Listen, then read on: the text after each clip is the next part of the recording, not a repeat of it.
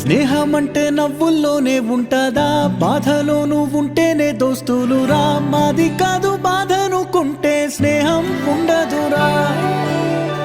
తప్పుల్లోనూ నీతోనే ఉన్నామురా, గొప్పల్లోనూ నీతోనే ఉన్నామురా. చెప్పలేని బాధే ఉన్నా చెయ్యే బదలమురా.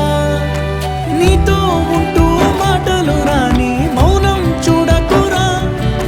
మౌనం వెనకే మాటలు కలిసిన బాధుందిరా లోపల.